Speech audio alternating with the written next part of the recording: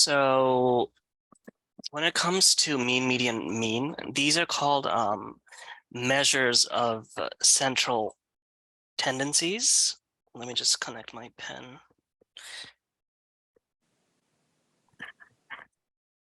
What you can get is you can either get a ungrouped data,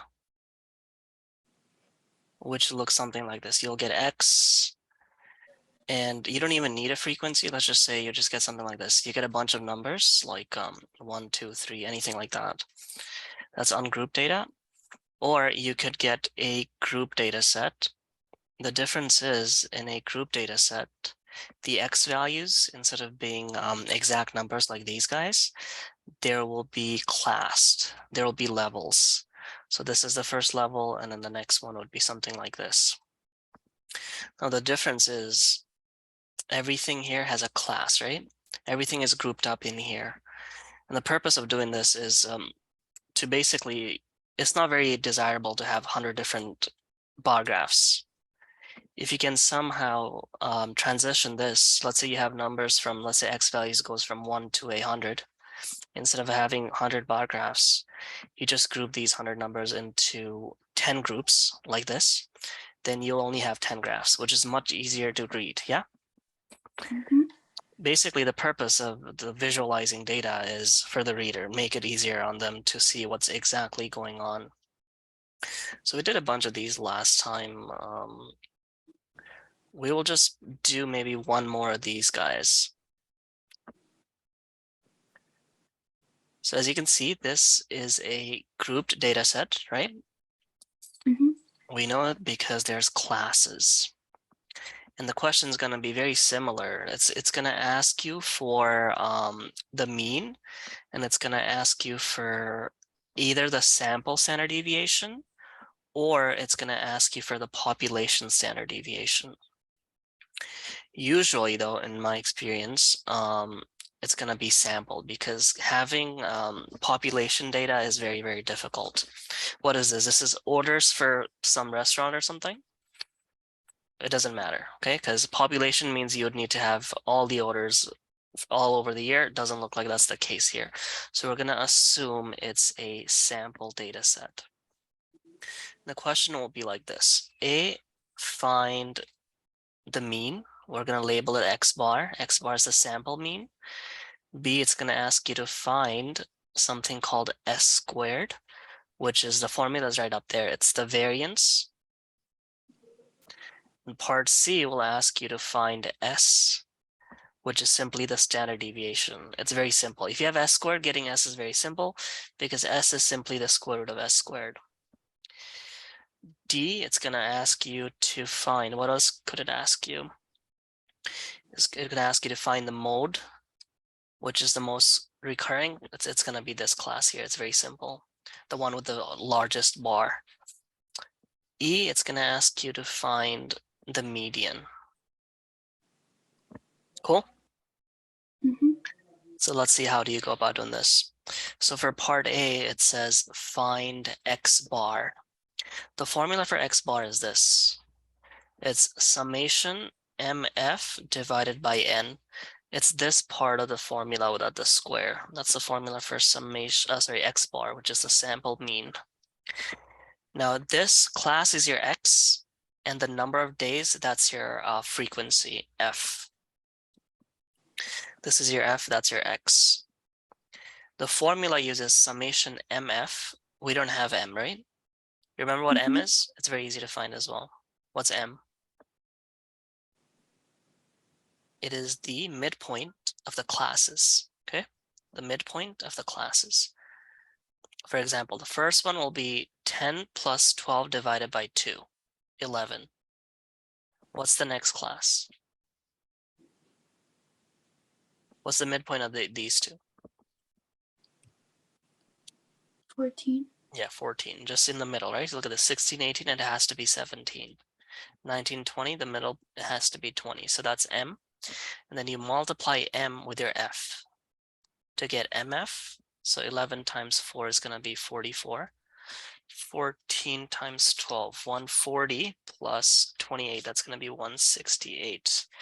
Let me just pull up my calculator. 14 times 12 is 168. What's 17 times 20?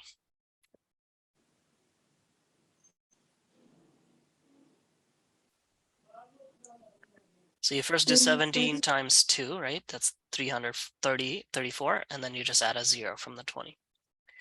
What's 20 times 14? First you do 14 times 2, and then you want to add a 0. 280. Yeah, so that's MF, and then we're going to add them up. Summation MF. So when it comes to group data, the formula is a little bit weird. It should say N here means the sum of the frequencies. It doesn't mean how many points you have. So N here is going to be summation F. So what's that? 4 plus 12 plus 20 plus 14. It's going to be 50. That's our N. So summation MF is going to be 44 plus 168 plus 340 plus 280.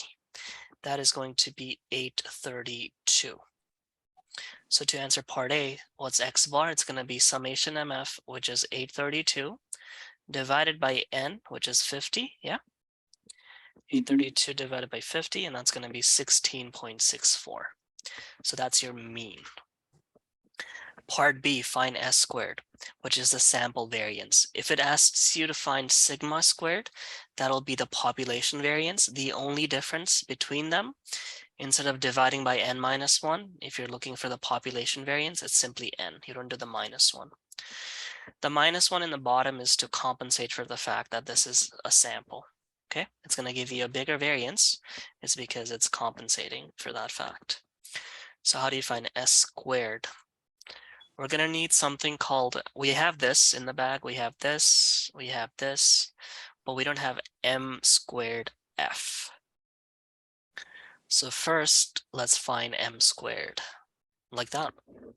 So M squared, you just simply take this number, you square it. So that's going to be 121. The next one's going to be 196, 289, 400. Just take that number and you square it, okay? Let me just double check. All right, there we go. And the next part is going to be M squared F. So you want to multiply M squared with F. So you multiply this column with this column. So the first one will be 121 times 4, which is 484. So this is M squared F. The next one's going to be 196 times 12, which is 2352. 289 times 20, which is going to be 5780. And lastly, it's going to be 400 times 14. It's going to be 5600. And then you add them up. That's going to give you M squared F. Plus 5780 plus 5600. That's going to be 14,216. So to do part B, you simply plug it into this formula up here. S squared is going to be summation M squared F, which is this number here, 14,216 minus summation MF, which is here, 832 squared divided by 50 minus 1. So that's going to give us our variance divided by 49, which is 7.58. So given that this is our sample variance, how do we find the sample standard deviation, which is S?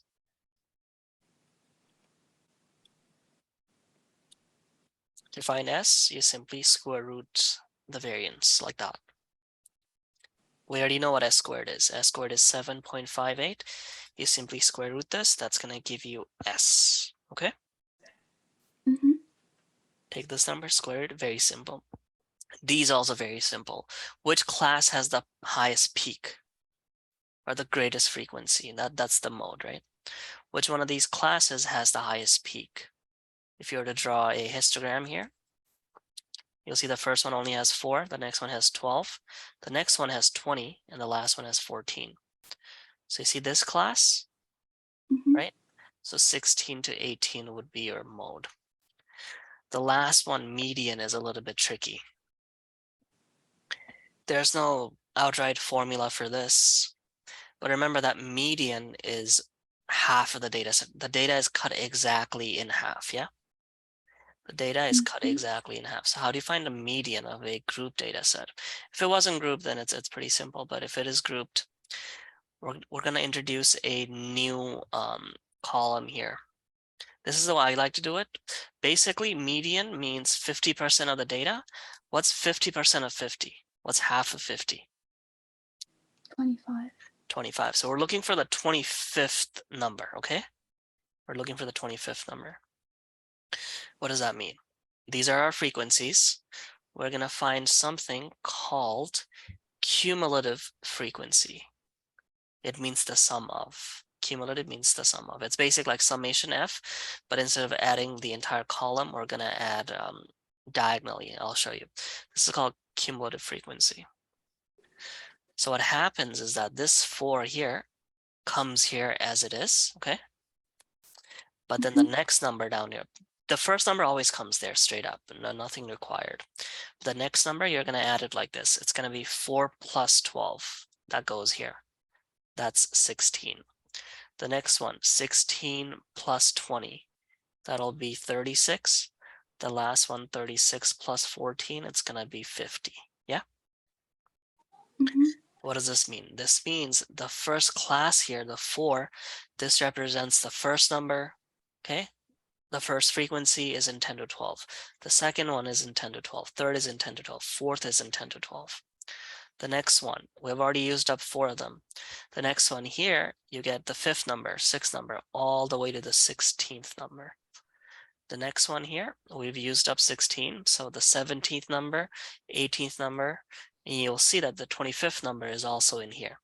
Because this one, you go from the 17th all the way to 50. Or not 50, sorry, 36, right? In other words, what we're doing is we're doing it like this. 10 to 12, there's 4, right? 10 to 12, there's 4. So frequency, you have 10 to 12, 1, 10 to 12, 10 to 12, 10 to 12. We've used up 4 of them. The next one, 13 to 15, there's 12 of them, right? 13 to 15, 12 of them. We're trying to find where the 25th bar is, because that's going to be our median. And turns out the 25th bar is right here, which represents this class. So your median class is 16 to 18.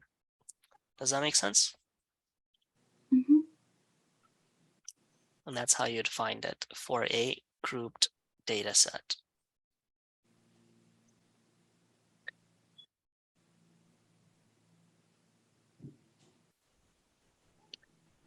This one's a little bit weird. It's because it doesn't quite follow the trends, the skew trends that we saw. But it doesn't really matter. If you were to draw a histogram for this, the next question is going to ask you for the skew. How is this skewed? The first one has 4. The first class, which is 10 to 12. The next class has 12. That's too much, maybe something like this, 12. The next one has 20, right? The next one has 14. The question will be, how is this skewed? What do you think? Left, right, symmetrical? This one's tricky for sure. I'll give you a hint. X bar was 7.58. The median class was 16 to 18, which is this one.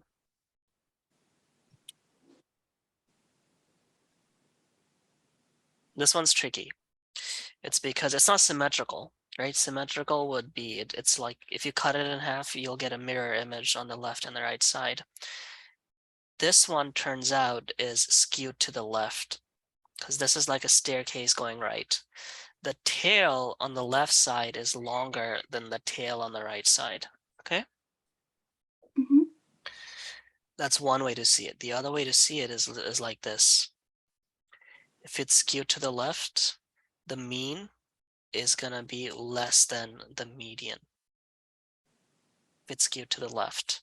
If it's skewed to the right, your median comes first, okay, and then mean. Mean is greater than the median if it's skewed to the right. Here we know the mean was 7.58. We found it in the first half, and then the median is 16 to 18. It's less than this. This is skewed to the left, okay? It would be symmetrical if all 3 of them were the same. Mean, median, mode were the same. It would be symmetrical. Here, the median and mode turned out to be the same, but not the mean. And that means this is skewed to the left. Cool? Left skewed distribution, this would be. And the funny thing about statistics is like this one, if you can do one question, you can do all of them. There's no tricks, there's no like, like we did with like the tricky derivatives and whatnot, where some of them had one rule, some of them had different rules. Here, this is like robotic. If you can do one of them, you can do all of them. It's the exact same procedure. Just use the same formula.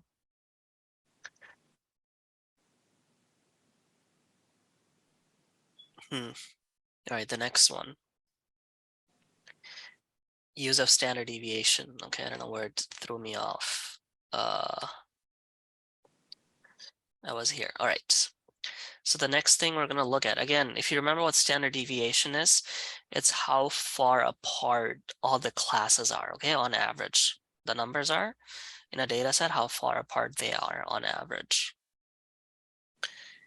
There's two types, when it comes to this, there's two types of things that they can ask you.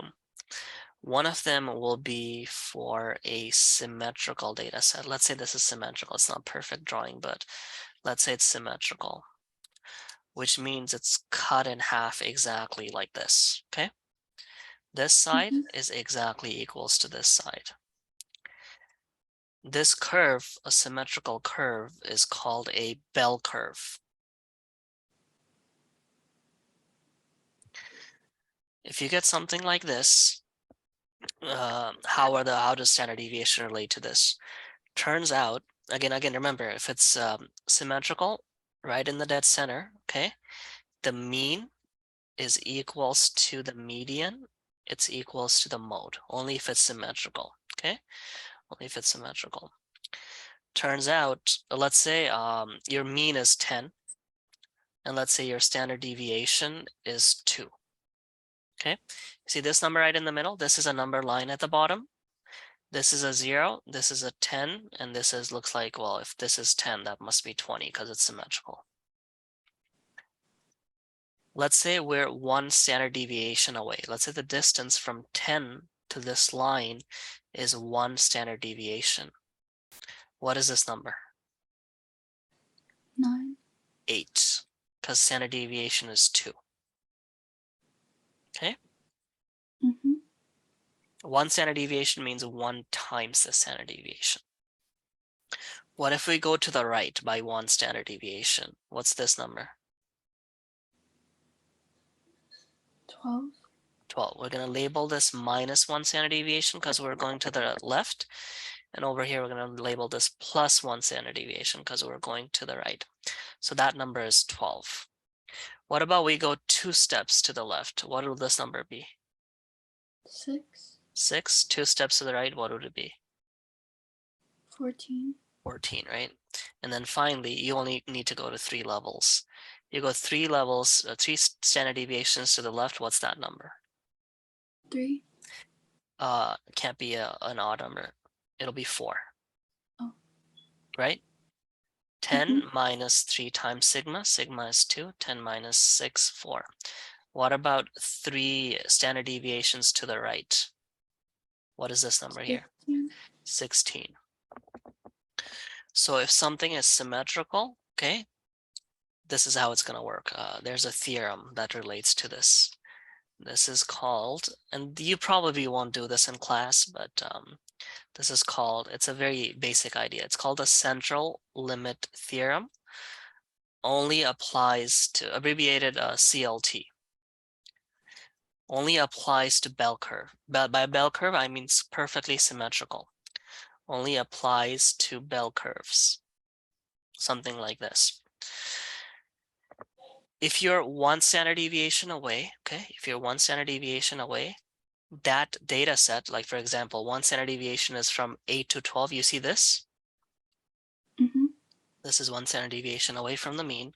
The question will ask you what % of the data is in here. This is always going to be the case for a bell curve. 1 standard deviation, 68% of the data is right here. 68%. Okay, whatever the number. If there's 100 numbers, 68 of them will be in here. If it's 2 standard deviations away, it's going to be 95%. So if there's 100 numbers, 95 of them will be between 6 and 14. You see that? This here, 95% of the data will be in here. And then finally, if it's 3 standard deviations, almost 100, 99.7% of the data will be between 4 and 16 if there were 100 numbers here to begin with. Okay? 68, 95, 99.7. So let's do a quick example for a central limit theorem. Again, it's very basic. It's mostly visual, but not all the time. Let's say the mean is 20, okay? 1 standard deviation away to the left, let's say it's 14. What's our standard deviation?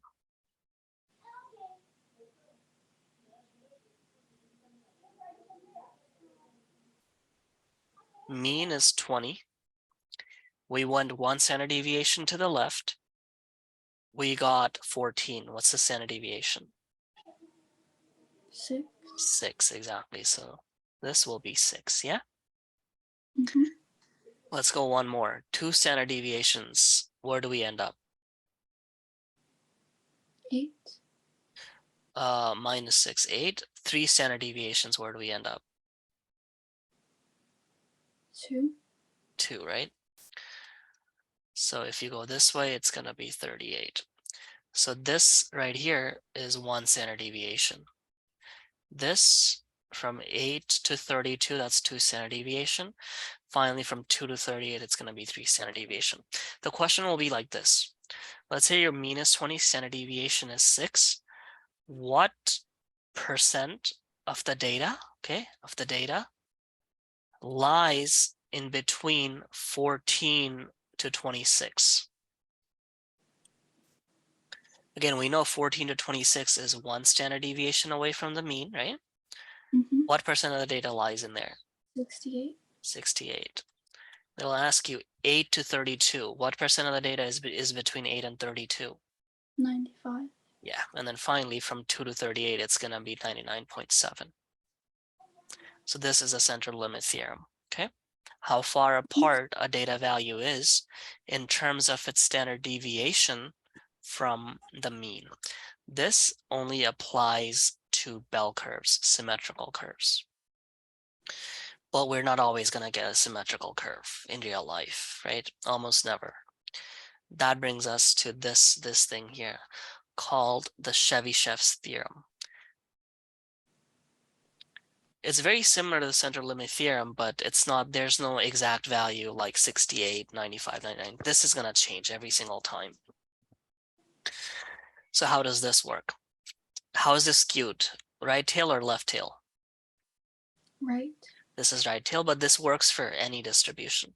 The central limit theorem is only for bell curves. Symmetrical, Chevyshev, this one works for anything. So how does this work? Let's say, again, this doesn't have to be right tail. It's usually used for a skewed distribution. But let's say your mean is 20, okay? Let me see if I can pull up a question. Maybe it's how do they word it? Okay, let's pull up this.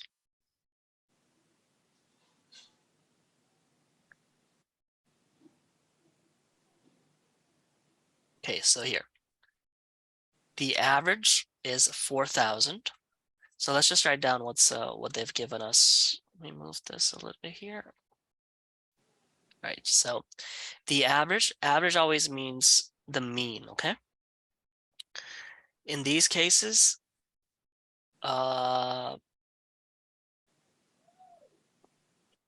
this is the population, because it doesn't say a sample of 4,000 women. So I don't know where these women come from, but this appears, you can see it right here in the formulas as well, that mu, this letter mu means it's a population measure, whereas X bar is a sample measure. Sigma is a population standard deviation. S is a sample standard deviation. So here they've given us that mu what's the average? Was 187, okay? N is 4,000. because that's the number of women. 4,000 can't be your blood pressure. If this was, you'd be flying off. And then the standard deviation is 22. It says, using Chevyshev's theorem, find at least what percentage of the women in this group have a blood pressure between these two numbers. So what's happening here? So we don't know how this is skewed. I'm going to assume it's skewed to the right. It doesn't matter. The drawing doesn't matter. Your mean is 187. Okay. Your mean is 187. We want to find what percent of the data is in between 143 to 231. You see that? We're trying to find this percent. And there's no 68, 95, 99.7 for Chevyshevs. It's going to be different for every single question. So how do we find this? We need to find something called the K value. The K represents how many standard deviations away, okay, are the bounds, the upper bound and the lower bound from the mean. It's pretty simple here. Let me give you a quick example. Let's say mean is 20, okay? Let's say standard deviation is 2. So this is your mean, this is your 2. Let's say the number 18.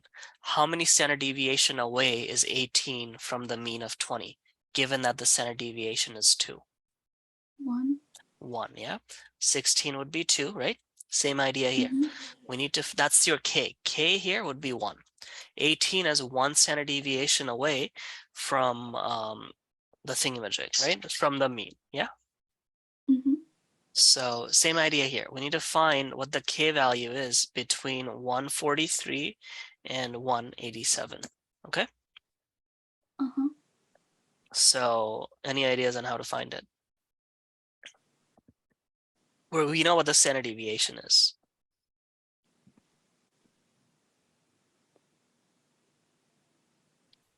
We do the same thing. The distance between Yeah, you find the distance and then you divide it by the standard deviation. So if you want a formula for this, again, the formula is just the distance divided by the standard deviation, but more formally, it's going to be this. It's going to be the mean minus, okay, the lower bound, which I'm going to call the minimum value. Lower bound is 143 divided by sigma. So here it was 20 is the mean, lower bound was 18, sigma is 2. That's how we got K as 1. Here, we're going to get mu is 187, minimum is 143, and sigma is 22, right? And that's 44 over 22. K is 2, yeah? So what's next? Once you find the K value, we need to use this formula. This is going to give us the percent. So using Chevyshev, this is for a, this works for anything. Chevyshev also works for the symmetrical distribution. Okay, Chevyshev works for literally anything. But if it's a symmetrical one, CLT is more accurate. Chevyshev holds back a little bit. But if you don't know what the distribution is, or if it's skewed, then this is definitely better. So the percent is given by this. The percent of data in between the bounds, by bounds I mean 143 to 231, is given to you by 1 minus 1 over K squared times 100%, if you want it in percent. We know K is 2, so it's going to be 1 minus 1 over 2 squared times 100%. That's 1 minus a quarter, because 1 over 2 squared is a quarter. That's 3 over 4 times 100%. What's 3/4 as a percentage? 0.75. Yeah, so 0.75 times 100, you get 75. Therefore, between 143 and 231 in this 75, this represents 75% of the data set. Cool? So this is Chevyshev's theorem. 2 formulas you need to use for this. You need to first find the K, which is the distance between, you can also do this, the distance from here to here, it doesn't matter. The distance between the mean and the max, or the mean and the lower bound. And then you divide that by the standard deviation, gonna give you the K value. and then you want to plug it into this formula to find the percent. And that is Chevyshev. Cool? Mm-hmm.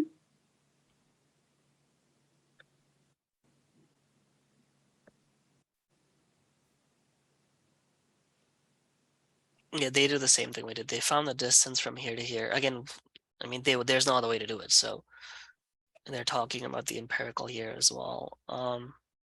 Again, see, once you know how to do one, you can do all of them.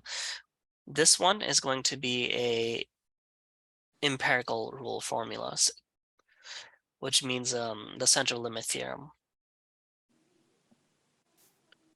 See, it says bell-shaped, bell-curved. Mm-hmm. So like this. Again, it should be perfectly symmetrical. The mean is 40. So again, in a bell curve, mean is always going to be in the middle, which is also the median, which is also the mode. And we know the standard deviation is 12. The n value of 5,000, irrelevant. I guess not. If they asked you how many people are in there, then once you find the percentage, you multiply that by 5,000. But this one's asking us for the percent. The 5,000 doesn't matter. So the standard deviation is 12, right? Mm-hmm. How many standard deviation away is 16?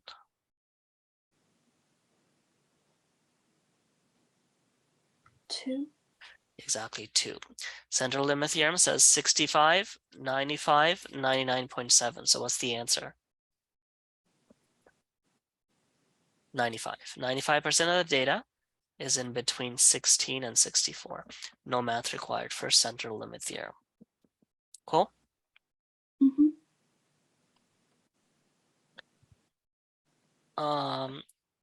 I can make this more complex for you. Let me see if they have what I'm looking for, because working backwards is always more difficult. All right, they don't. We're gonna do one ourselves. I'm telling you, okay, for a skew distribution, which one do we use for a skew distribution? Do you use Chevyshev or the CLT?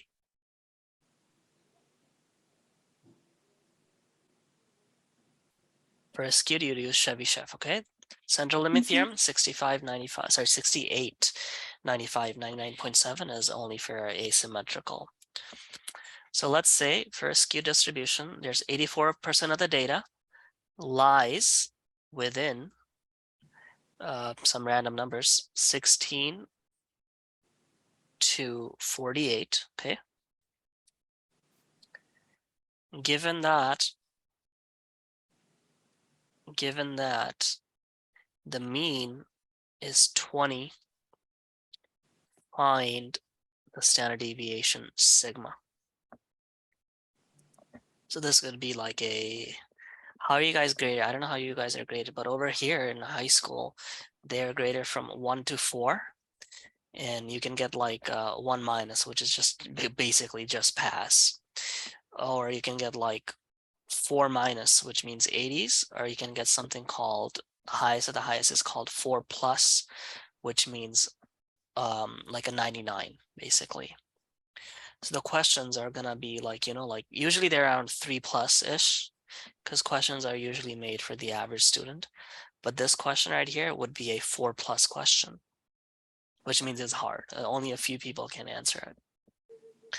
So let's attack this. 2 formulas to use.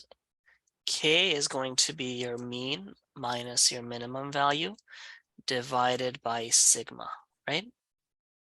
Mm-hmm. And we know the percent is going to be 1 minus 1 over k squared times 100%. To use this formula to find sigma, we need the k. We don't have the k. We're going to use the bottom formula to find the k, and you'll see this is going to become a quadratic equation. This is right up our alley here.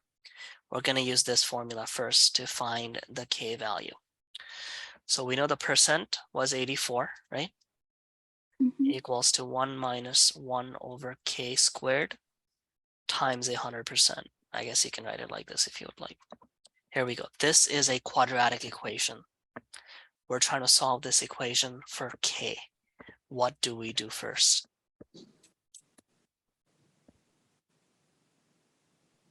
Bad mass applies.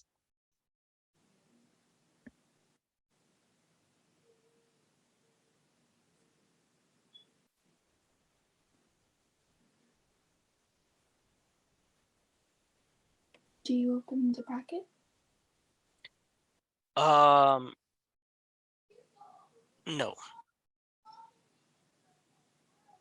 No, you don't. Divide by 100 on both sides first. Mm-hmm. Opening the bracket is not wrong, but it's not bad math. That's what it is. You would divide by 100 on both sides. Opening the bracket is also fine, but it's going to make life a little bit more difficult. If you kill off the 100, less things to worry with. And again, look at this, 84% over 100%. The percents cancel out, and 84 over 100 is 0.84. So you get 1 minus 1 over k squared. What's next?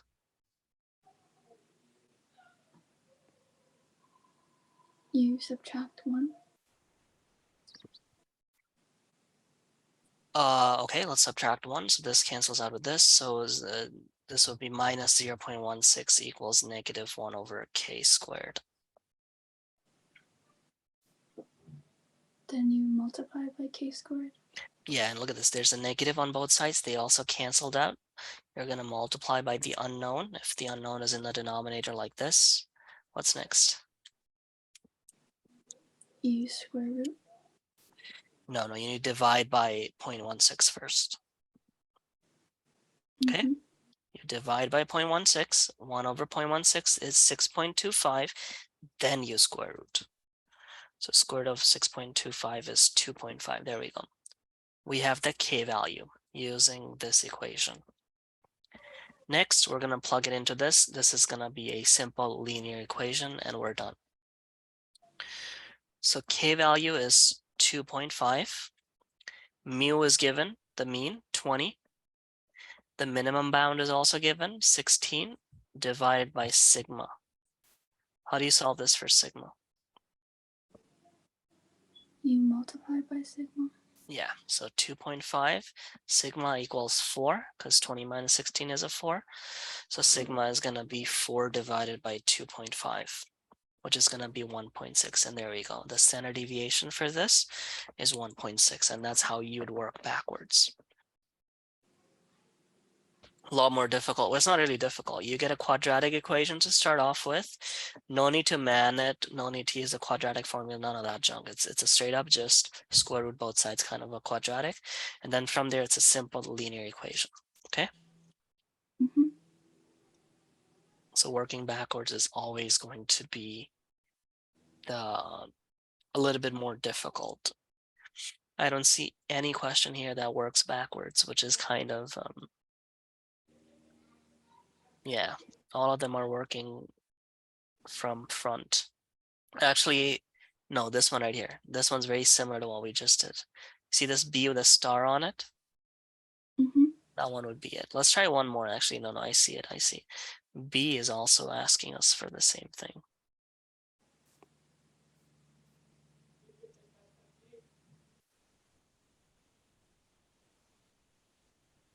All right, here they've given us mu. We're doing B.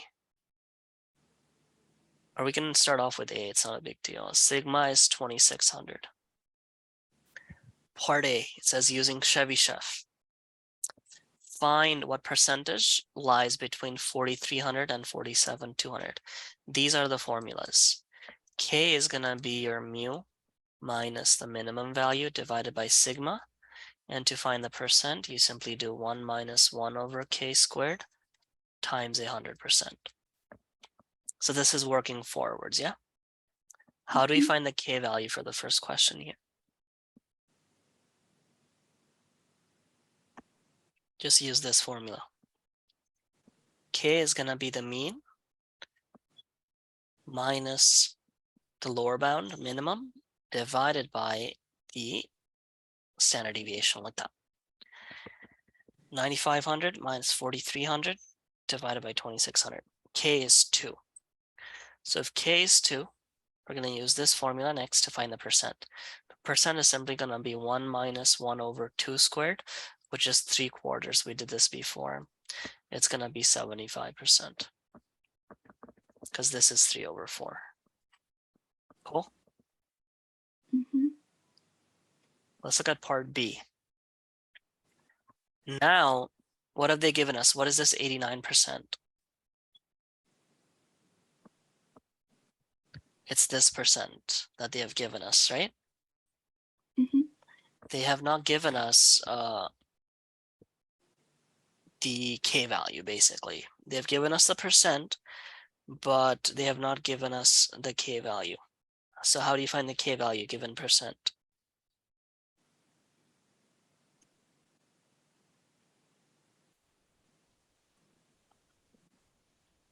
Given percent, how do you find K? See this? Does it become an equation? Yeah, it's going to become an equation. So you get 89% is equals to 1 minus 1 over K squared, because K is missing here, times 100%.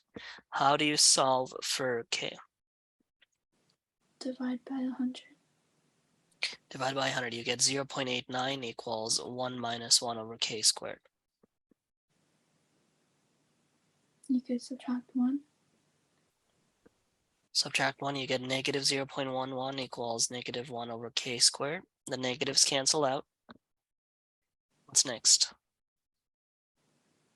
You multiply by K squared. Yeah, so K is going to be the square root of 1 over 0.11. And again, whenever we do square root at, I don't know when you're going to see this. Maybe grade 10, you'll see this for sure. Usually, whenever you square root something, it's going to be plus minus. But because K represents like a distance, right? It's not technically a distance. It's how many. It's a number. Okay, it's a discrete number. How many standard deviations away is the mean? So K is not going to be negative.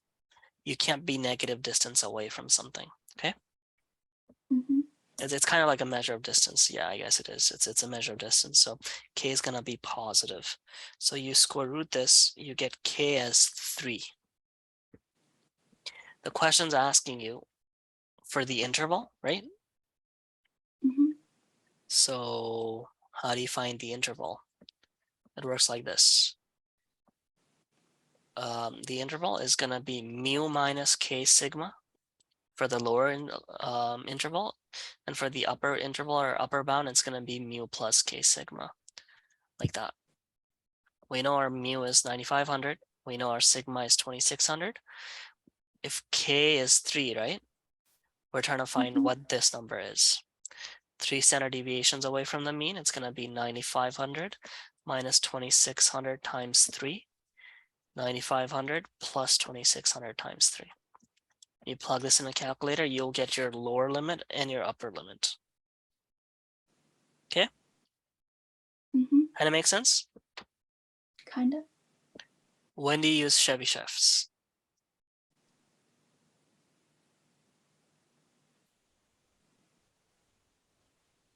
When you don't know the skew, okay? Or when it's skewed. Or you can also use this anytime, basically. Chevyshev, you can use it anytime. But CLT is better to use if it's a symmetrical distribution, not skewed, okay? CLT, you only can use if it's symmetrical. Chevyshev, you can use it for anything. But if they're both symmetrical, then CLT will give you a more precise result, okay? Chevyshev, you can use it every single time. Next thing we're going to look at is called a box plot.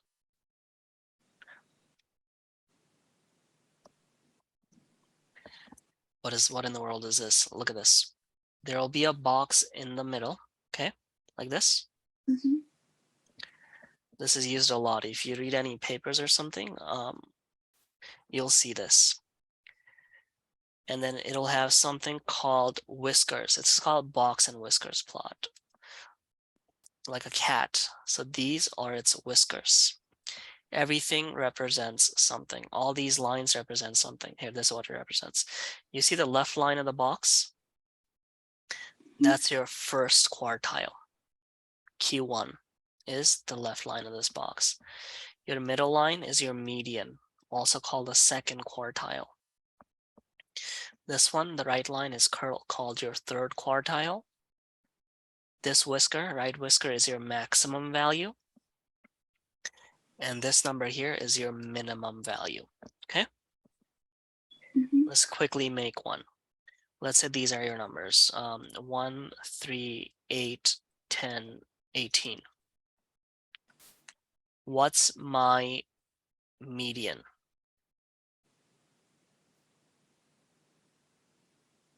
There's 5 numbers there. What's my median? It's 8. It's 8, right? So you see this line in the middle is you're gonna be your 8. So Q2 is 8. What's my Q1? In other words, if the data is odd numbered, okay, you ignore this number, you find the midpoint of these two. That's gonna be your Q1.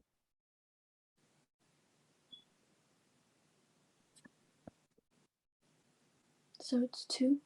It's 2, yep. What's your Q3?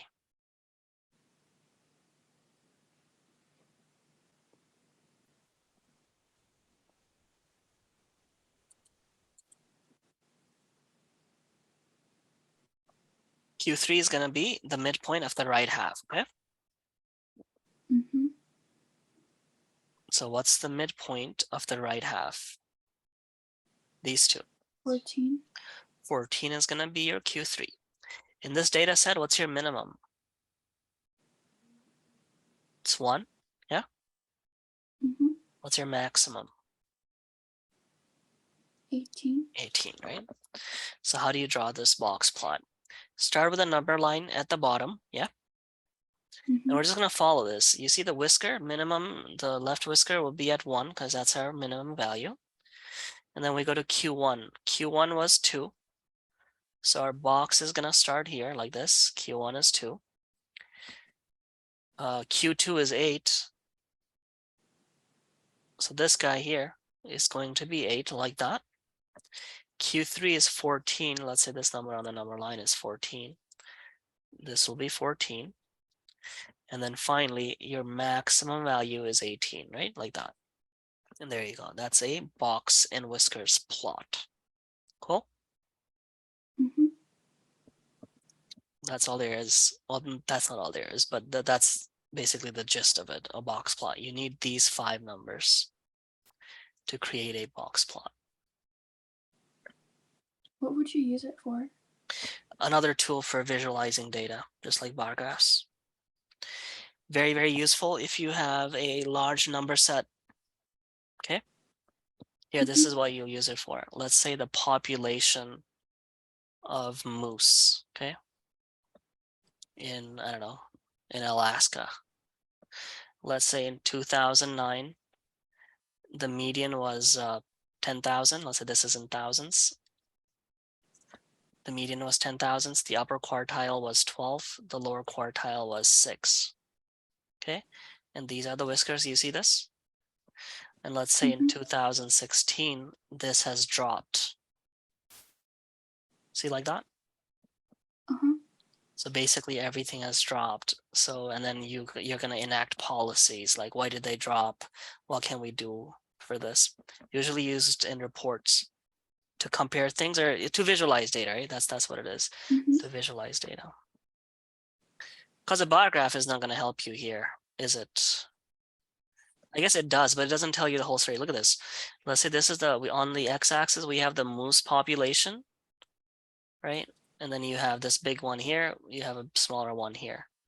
This is in 2009. This is in 2016. Look at the amount of detail. Here you only have the population numbers, right? You only have one variable. Whereas here you have 5 variables. So it is a better visualization tool. It has more things inside of it than, let's say, a bar graph or a histogram. Okay?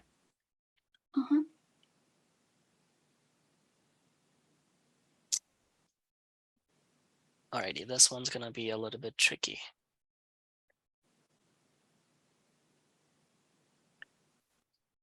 It says find the value of your 3 quartiles.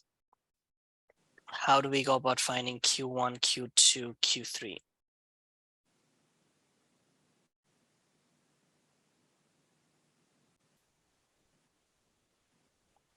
Any ideas?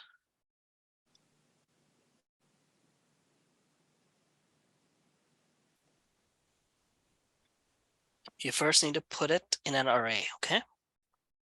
Mm-hmm. So what's the smallest number?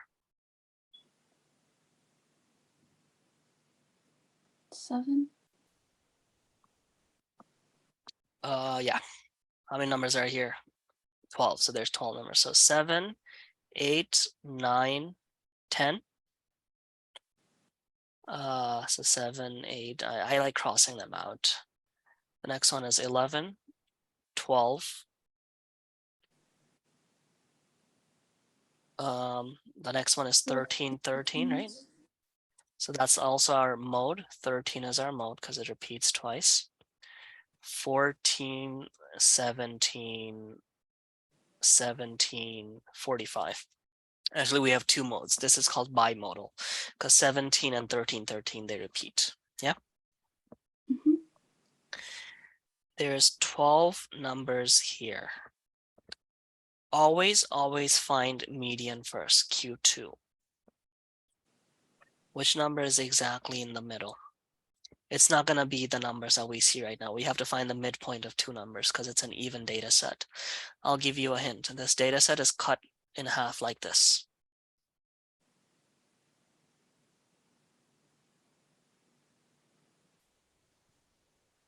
So 12 plus 13 divided by 2.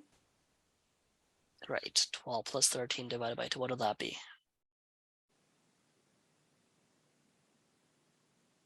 12.5. Yeah. Q1 is in the middle here. Q1 is the midpoint of the left half. Which number is in the middle there?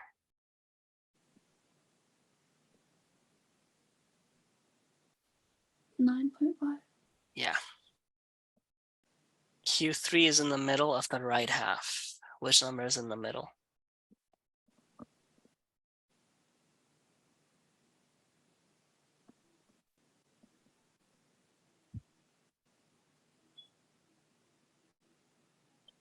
See, it's right here.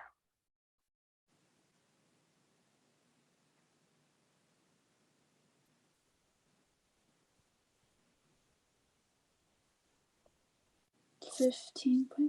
Yeah, 15.5. So what they got? Yep. What's next? So these are Q1, Q2, Q3. It's Find the asking, minimum and maximum. yeah, minimum is 7, right? But there's more to this that I haven't told Mm-hmm. you. So the minimum is indeed 7, the maximum is indeed 45. Let's next find something called the interquartile range. Very simple formula. IQR is going to be equals to Q3 minus Q1. In this case, it's going to be 15.5 minus 9.5. It's going to be 6, okay? Mm-hmm. Now the thing is, the whisker that I told you, it's the minimum value, but it's the minimum value within something called inner fences. So this whisker here, this is the minimum within the inner fence. What does that even mean? We need to find some more things here. We need to find the lower inner fence, okay? And you need to find the upper inner fence. I'll show you what the logic is to finding these fences. Let's say you have numbers 1, 2, 3, 4, and this last number is 1,000. You see this? Mm-hmm. So you have 4 numbers here, dot, dot, dot, dot, and then you have one number all the way outside in the middle of nowhere in Narnia. This is what we call an outlier. That can happen in real life. It does happen. But usually when you do statistical analyses, outliers greatly affect your results. We usually ignore this, okay? Because it can skew everything. Because of this, because of outliers actually, mean is not always the greatest thing that you can calculate. Mean can be deceiving, okay? Mean can be deceiving, especially if there's an outlier. That's why you will see sometimes, if you read a newspaper or an article or something, that they will, instead of giving you the mean, they'll give you the median. It's because median doesn't care about the outlier, but mean does, okay?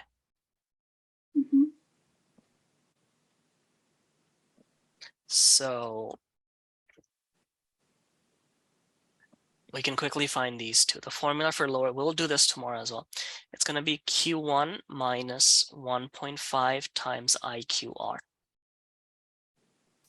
So what's our Q1? Our Q1 was 9.5. 1.5 is a constant like pi. And IQR is 6. So 9.5 minus 1.5 times 6 is 0.5. This is our lower inner fence. Similarly, we can find our upper inner fence, which will be Q3 plus 1.5 times IQR. Okay? This is a formula which is usually given to you on tests. And don't worry too much about it. I just want to show you that the minimum and maximum values might not always be part of the data set. 1.5 times 6, I'm plugging this in. 1.5 times 6.